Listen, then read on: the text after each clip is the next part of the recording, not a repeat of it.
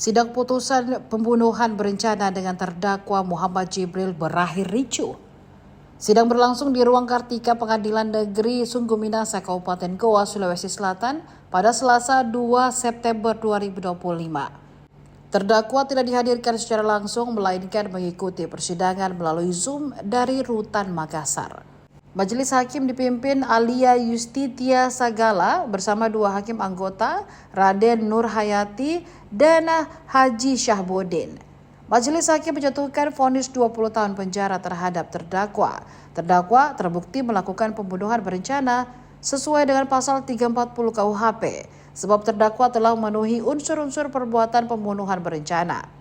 Hakim membenarkan hal-hal memberatkan dan meringankan terdakwa. Hal memberatkan terdakwa, menurut Hakim, terdakwa telah membunuh korban Putri Indasari yang merupakan tulang punggung keluarganya.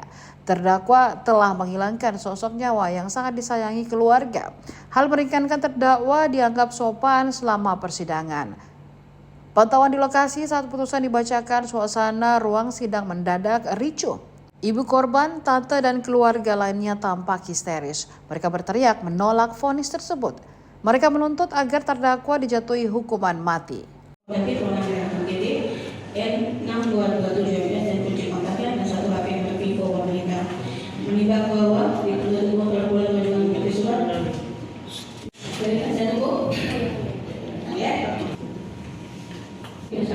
Berjalan-jalan dengan menggunakan sepeda motor yang berbeda atau dengan cara masing-masing berjalan. 3. Transaksi Sahabudin binti Magnum yang memberikan pendapat dengan menyenangkan dan tidak ada keberatan. 3. Transaksi Sahabudin binti Magnum dengan korban ada anakku. Kedua, saksi pengawin Mansur Timping. Terdakwa Muhammad Jibril bin Sahabudin tersebut di atas terbukti secara sah dan meyakinkan bersalah melakukan tindak pidana pembunuhan berencana sebagaimana dakwaan alternatif ke-1. Kedua, menjatuhkan pidana kepada terdakwa oleh karena itu dengan pidana penjara selama 20 tahun. Ketiga,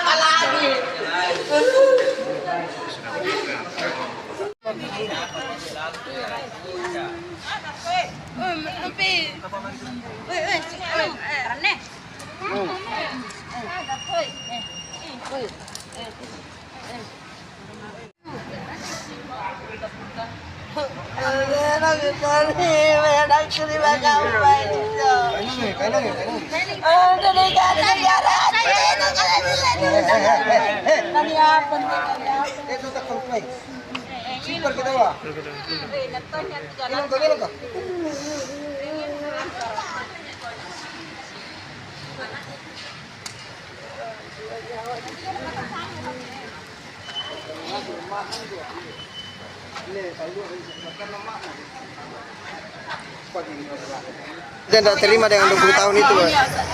Mati seperti anakku, setimpal nyawa dibalas nyawa, kedua nyawa ini hilang. tulang punggungku. Kenapa sakit hati membunuh anakku? Tidak minta bertanggung jawab, hanya bohong belakang, janji-janji anak saya. Katanya mau nikahi, baru tidak nikahi, hanya dibunuh. Maunya hukuman mati, setimpal seperti perbuatannya anakku. Bagi keluarga korban, saya sebagai penasihat hukum yang mendampingi dari bulan Januari sampai vonis hari ini, saya meminta lapang dada dan juga ikhlas kepada korban karena saya yakin sepenuhnya putusan hari ini yang dilakukan oleh Majelis Hakim Pengadilan Negeri Sungguh Minasa itu adalah yang terbaik dan juga adalah sebuah wujud daripada keadilan. Seperti itu. Meskipun tadi ada penolakan terhadap keluarga. Ya benar, dari penolakan keluarga korban, mereka menginginkan supaya hukuman yang lebih berat, yaitu hukuman mati.